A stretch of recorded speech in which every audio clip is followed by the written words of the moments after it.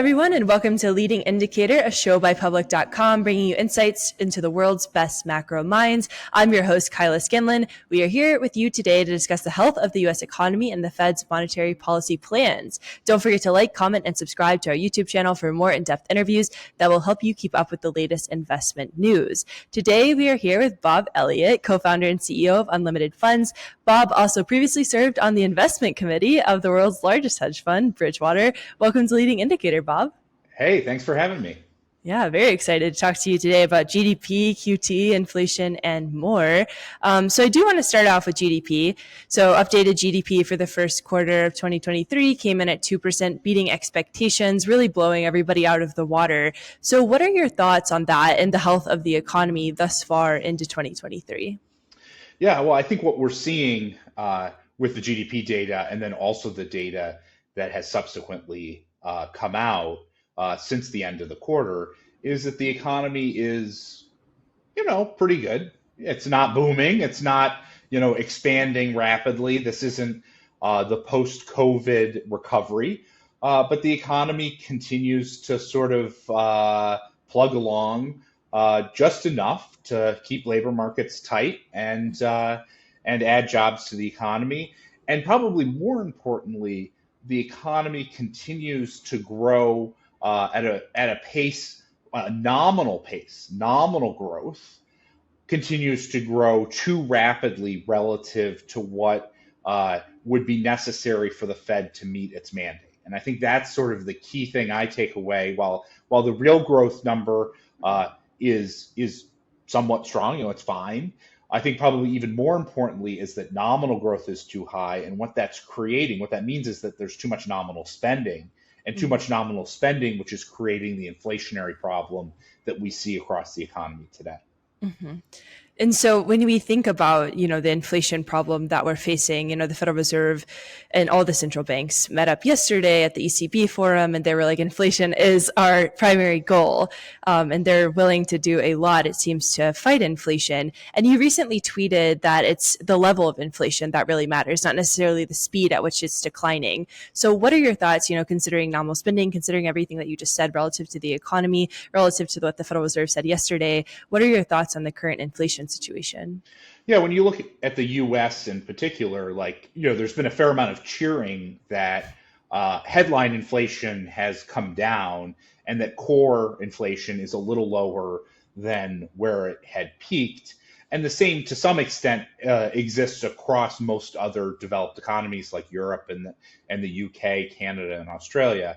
But just because we've moderated from, say, 8% inflation to 5 to 6% inflation by no means that the central banks have succeeded in meeting their mandate. I'll take a very simple example. We got data out today across Europe about individual country inflation, where we're seeing core inflation and headline inflation in the 5 or 6% range. Whether that was a slight surprise higher or a slight surprise lower, who cares? The ECB's mandate is 2%, and inflation is 5 or 6%. Okay, that doesn't work, right? And because of that, what it suggests is that these central banks will continue to have to deliver relatively tight monetary policy and tighter monetary policy to achieve their goals, given that inflation remains well above their mandate. And what inflation segments are seeing the highest levels of inflation? Because it's sort of, this rolling inflation problem that we seem to be having. Yeah, well, I think about it like a series of cause-effect dynamics. Like what happened was we had a supply shock that created the initial bout of inflation. That was driven by a combination of COVID-related supply shocks and then exacerbated by the consequences of Russia's invasion of Ukraine and the impact on commodity prices. That created an inflation impulse into the economy. And then what happened following that was that folks started to ask, first of all, other prices started to rise beyond just those segments of the economy that experienced the supply shock. So you had a broadening of inflation. And then the next step that came after that was the fact that people started to negotiate for higher wages in response to the broad elevated inflation. And so what you got then was an increase in nominal wages. And because there was an increase in nominal wages, that gave people more money to spend, more nominal income to spend, which created a reinforcement. A better way to describe this maybe is that it helped them maintain the level of nominal spending that was associated with the elevated level of inflation. And that's sort of where we are right now, which is wage growth of 4, 5, 6%. Productive capacity growth in the economy of 1 or 2%. And the gap between those two things is the inflation that we continue to see in the economy. And the trouble with that is that, wage growth is a very durable dynamic, particularly as labor markets remain relatively tight in the US. Labor markets are unemployment's at secular lows. The same is basically true in the UK, in Europe, across European economies. And so when you have tight labor markets, wage growth, and inflationary pressures, that creates this cycle that inflation persists until you get a real weakening of the labor markets and of income growth. And so I'm curious, just to talk about that a little bit more, like the idea of the labor market weakening. There's some schools of thought that says that the labor market doesn't necessarily have to weaken, that more people just have to enter the labor force. But of course, that's like a policy question.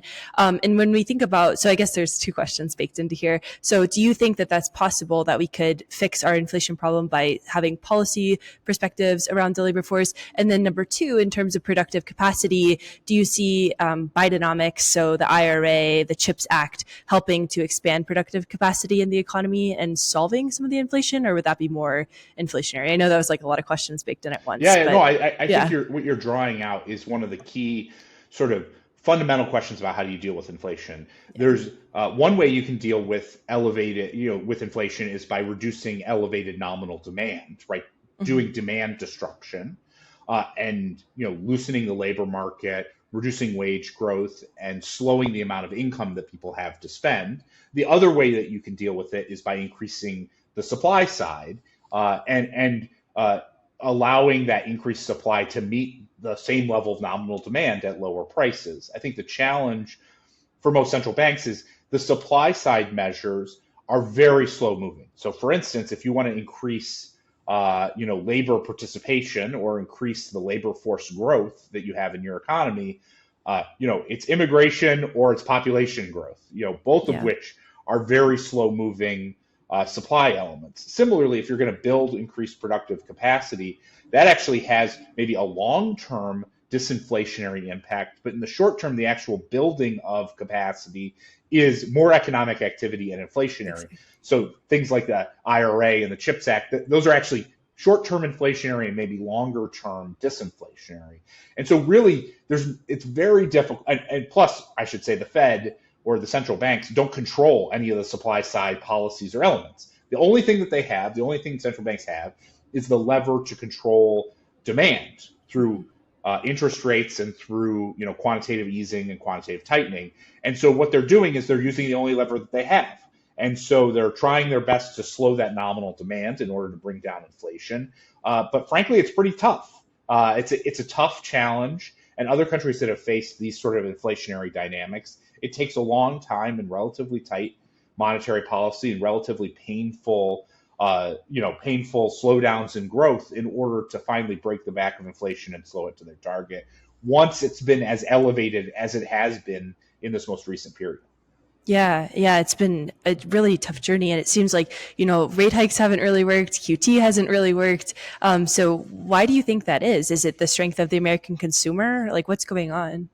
Well, I think one of the things that is important to recognize is first of all, this cycle, the cycle that we're seeing right now, and what appears to be relatively low sensitivity to rising interest rates, is actually a function of the almost 15 years of extraordinary monetary stimulation that we saw in the period before and during COVID.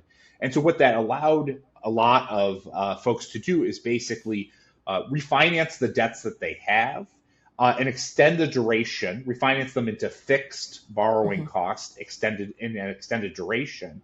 And so, for instance, if you're a household and you borrowed at a 2% mortgage in the United States, and short rates can be at 2%, they could be at 5%, or they could be at 10,000%, and it would have no impact on what your mortgage cost is, right? You say pay the same amount of your mortgage cost for the next 30 years. And of course that will influence incremental borrowing and incremental spending, but it doesn't have much immediate effect. In the same way, it used to be that corporations borrowed floating basically.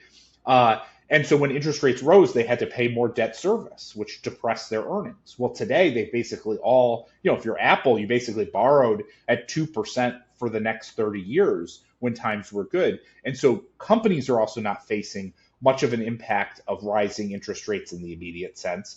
And so the result is we have an economy that actually, in order to create financial stability, in order to stimulate the economy, meaningfully reduced its sensitivity to interest rates, and the outcome of that is when you want to slow the economy, right, by tightening a fair amount, it's just been a lot harder to slow the economy because the economy is just much less sensitive to interest rate rises than it has been in past cycles. Mm-hmm. Yeah, except for it seems like tech, right? Like tech is very exposed to rising interest rates, the financial sector, but it seems like manufacturing, everyone else is pretty insulated. Yeah, I mean, tech in particular, and this is where you want to sort of separate. There are companies and industries that are very reliant on incremental borrowing. Mm-hmm. Now, as you raise interest rates, incremental borrowers do suffer consequences because they have to keep borrowing on an ongoing basis. So if you're a loss-making tech company, right, when huge amounts of money and liquidity were flowing, it was very easy to continue to borrow to finance, your burn rate. And borrow could be directly borrow, or it could be, get equity financing and all the different ways that they were able to get access to capital. Okay, well, interest rates rise, and what happens is the ability to access incremental capital ends up, slowing down and becomes much more difficult. And so we've seen that in loss-making tech companies. The stocks are down 80%. The companies are starting to die. Employment in that area of the economy has started to slow. But, the coastal finance people might think that venture businesses are like, the most important thing that's going on. But like, that's not the reality. Like, venture tech businesses employ like a very, very tiny fraction of the overall economy and the labor force. And so what really matters is like all the restaurants being run in Peoria and Columbus, to what's going on with the labor force, much more so than the fact that, some venture-funded tech companies are dying. It just doesn't matter that much in the scope of the overall economy. And the overall economy is driven by that overall borrowing situation that we just described, where there has been a big reduction in the sensitivity to interest rates. And so going to that labor market point, because I think it's really important, tech and finance people tend to be loud on their situation, which is totally understandable. But, the Federal Reserve, they keep on talking about, and you mentioned it too, like weakening the labor market. Do you think that Fed policy will catch up to the labor market at some point? Well, I think I like I saw a joke about, the venture capitalists. You want to know what's going on in the economy. Don't ask the venture capitalist about what's happening. You see people on Twitter, they say, I see lots of job losses. And it's like, yes, you're running a loss-making, tech enterprise that is acutely affected by incremental liquidity. Like, yeah, of course. But like, you've also never been to, the middle of the country and you have no idea what's going on there, or the South or Texas or Florida, all those places which are booming relative to what they have in the past. And so I think the basic question is not whether or not there will be a weakening of the labor market. That will happen because it is the only way to bring down the inflationary pressures that we see. And to be clear, that's true in the US, it's true in Europe, it's true in the UK and Canada and Australia. The big outstanding question is what it will take to get there. And I think, if you look at people who are at the Fed, they don't know what it will take. And the reality is most of us, basically nobody knows, right? Because we're dealing with an economy that has been totally restructured since the global financial crisis, right? Totally restructured. The sensitivity to rates has been changed considerably. So we've had a total restructuring of the debt structure of the economy. We've had 15 years of monetary stimulation.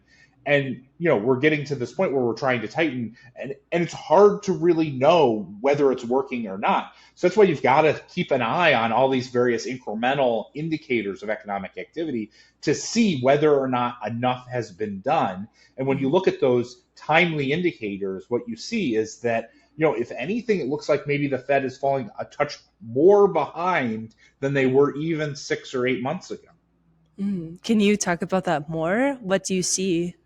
Yeah, well, I mean, for instance, what we saw, there's a big initial set of interest rate hikes, which created Yeah. some slowing in cyclical sectors, almost like the froth that existed in the cyclical sectors, like in manufacturing and in housing. That froth sort of came out of the market pretty quickly, and it's a reason why growth, sort of in the second half of 2022, was a bit soft.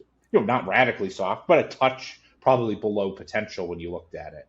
But since further interest rate hikes have slowed, we've actually started to see some reacceleration in those areas. So we've started to see, the housing market data that came out earlier this week has started to show some signs of life.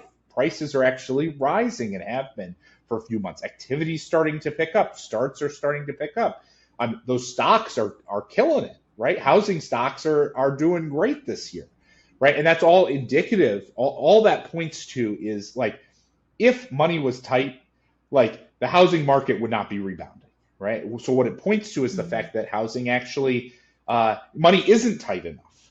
And we're also seeing in manufacturing, some rebound. There's some more meaningful weakness before, and now we're starting to see some rebound.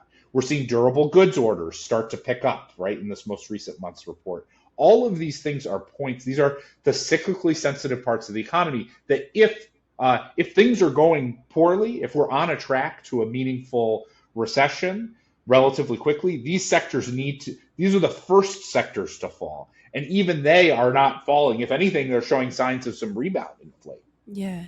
Yeah, absolutely. And I'm sure the Fed doesn't appreciate that, right? So that's why they pause. Well, that's not why they pause. They pause because they're like, okay, we have been, hitting this rate hike hammer pretty fast. Do you see them picking rate hikes back up again? Well, yeah, I think a big part of Yeah. why they showed a pause was there was a fair amount of uncertainty about the debt ceiling, Yeah. which was kind of a silly thing that we all had to worry about and then got resolved, and now we'll forget about for 2 years. But there was a meaningful amount of uncertainty that came with that. They also had a significant amount of uncertainty about whether the SVB issue and the associated banks would start to create a broader bank run. And create what would, a credit crunch a la, 2007, 2008. And then the reality is that neither of those have panned out really to be a meaningful problem, right? The debt ceiling issue got resolved. It's handled, it's behind us, only to be forgotten about again. And when you look at the banking system, what you see is actually banks are doing fine. If anything, their financing conditions look to be improving over the course of the last 6 or 8 weeks. Credit, which had slowed actually earlier in the year before SVB, has stabilized and improved maybe a touch over the course of the last couple of weeks. And nothing about that looks like a big credit crunch that's going to drive the economy into the ground. And so I think they were concerned that these things would create a self-reinforcing downward dynamic. The clouds of those have lifted, and it should start to create a dynamic where the Fed will point to further rate hikes in the future. I mean, they already did in the SCP in the most recent meeting, suggesting that there'll be 50 basis points more hikes. And surely if you listen to Chairman Powell at the testimony to the Senate and the House, as well as his most recent speech at the conference, it sure looks like he's ready to hike again. Mm-hmm. Yeah, it sure does, which is interesting. And like, as you're saying, it's like kind of the only path forward. And one thing that I've really appreciated about like your perspective is that you're like, hey, we're not in a recession right now. We're not in a recession right now, because it's so easy to fall into that doom loop. So what are your thoughts on the recession, or if a recession is coming in the near term? I know that's like crystal ball, but what do you think? Yeah. Well, I think there will be a recession. And it will probably be more painful than people expect, because that's what's necessary to structurally break the inflation problem that we have. Sure. At the same time, if any, I've been for a long, long time, like a year or more, talking about how this cycle would move more slowly than people Mhm. expect, and that the point in which we hit recession will take longer than most people expect. I think it's interesting. If anything, it's actually played out a little slower than even I expected, and I was expecting it to be much slower than other people had expected. And so, so I think the basic question is, how much more is it going to take? The Fed still today, if you look at what's going on in terms of the economy, really looks one or two steps behind. That creates an environment that still continues to be okay for stocks, particularly relative to bonds, and continue to extend the cycle, right? If the Fed just keeps a few steps behind, inflation remains elevated, nominal growth remains decent, and the economy continues to sort of chug along as we've seen over the course of this year. I think the real question is, how long will it take for the Fed to then get ahead of the curve? Because that shift from a bit behind the curve to ahead of the curve, that will mark an important moment when inflation will, or when recession will be on the relatively immediate horizon, and that's a time when you want to switch from being sort of long stocks and short bonds to being short stocks and long bonds. We're not there yet. The Fed hasn't done what they needed to do, and the question is, will they get there? And I think it's going to take some more pain from the Fed's perspective of inflation being a little too high for too long before the Fed finally says, you know what, we've really got to tackle this inflation problem. Hmm. Yeah, there's a lot coming down the pipeline, it seems, for sure. And this will be the last question, but, I guess a little bit closer crystal ball. What do you see for the second half of 2023? Do you think the Fed will achieve it then, or do you think it's like way, way far out? Uh, um, it is, I think, and I hesitate. It's much easier when interest Yeah. rates were at zero and inflation was elevated. It was pretty obvious, and no hikes were priced in. Like, that was a good trade. It's a lot more uncertain right now, and it's uncertain from market participants, and it's uncertain from the Fed. My guess is it still looks like the Fed is going to be a couple steps behind the curve. The idea that maybe they will only hike 50 basis points through the end of the year is would suggest, given the strength in the economy, that they're still lagging what's necessary to really break the economy, slow it down, and bring inflationary pressures down. And so when I look at that, my guess is that the Fed will continue to extend this cycle where stocks outperform bonds, at least for the next 3-4 months. That's what it kind of looks like. I think the real questions will be sort of later in the year or the beginning of Q4, where the Fed will really have to face, like, look, we've been at this for a long time and we're not getting it done. Are we going to choose to be more aggressive? And so their activity, their actions, their tightening would sort of pick up at that point, and tightening relative to conditions would pick up at that point and start to create that down movement in the economy. Maybe it's in the first quarter of 2024, but frankly, all of this is moving as I originally thought it was going to be fourth quarter of 2023 as of the summer last year, and it seems like things are progressing a little more slowly than I was expecting back then, and so maybe we're talking recession early 2024. Oh, wow. Okay. So kind of soon. Kind of soon, but not soon Yeah. enough. And I think Mm, one of the important things to recognize from an investor's perspective is there's an ordering here.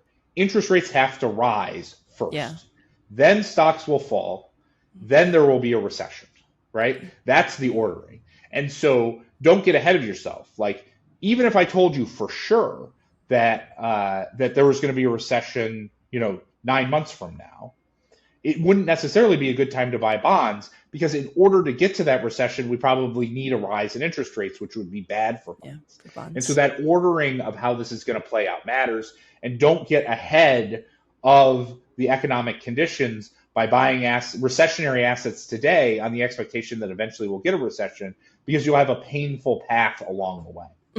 Yeah. Yeah. No, that's great. Thank you, Bob. This has been awesome. So you're on Twitter at Bob E Unlimited. Where else can people find you? Yeah. If folks want also to learn more about what we are doing at Unlimited, Yeah. where we have the HFND ETF, which seeks to replicate the gross of fees returns of the hedge fund industry, basically making hedge fund returns available to all investors. You can check it out at unlimitedfunds.com. It's also linked from my Twitter, Bob E. Unlimited. If you want to get macro takes on a day-to-day basis, you could definitely check it out there. Love to talk to people out there in the Twitter sphere. Yeah, no, you do a great job. This has been awesome. Thank you so much. Yeah, thanks so much for having me. It was great.